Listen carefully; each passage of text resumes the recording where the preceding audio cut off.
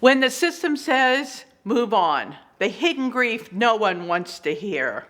Hi, I'm Sarah Rainey. I lost my only child, Dr. Kenley Jean Rainey, to a repeat drunk driver.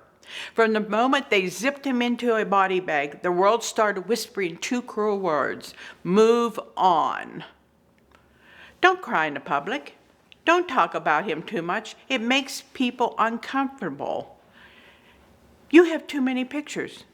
Don't ask for answers. You're being difficult. Don't fall apart. People are tired of your sadness. Don't make noise in court. You'll get labeled as a disruption or senile. Move on. Let the DA handle it like they handled ignoring you, silencing you, and protecting the man who killed your child. I just have one question. How am I supposed to move on when I have nowhere to go?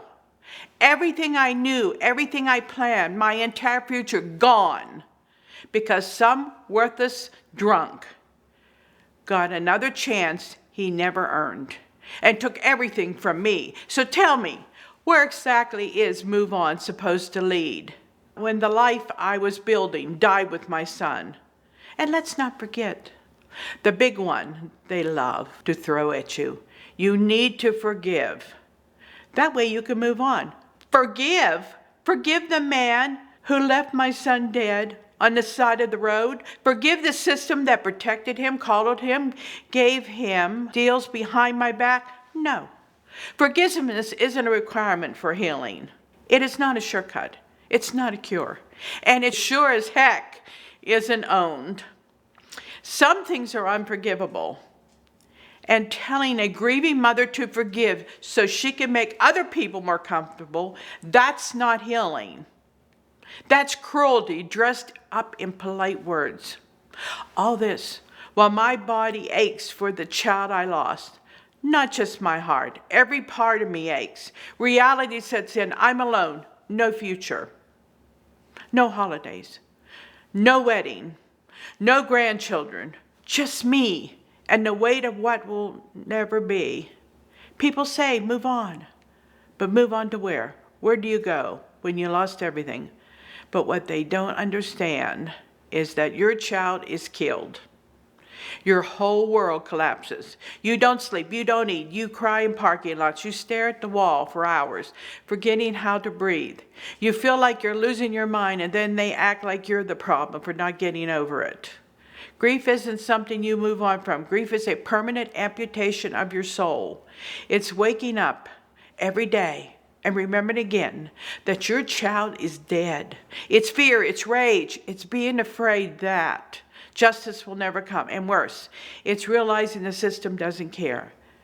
But how do you move on when the child's shoes are still by the door, when the white coat he owned from school still hangs untouched, when the stethoscope meant for saving lives sits in a drawer collecting dust, when you walk into your home and hear silence where laughter used to be, when you stare at an empty wall where photos of grandchildren were supposed to go?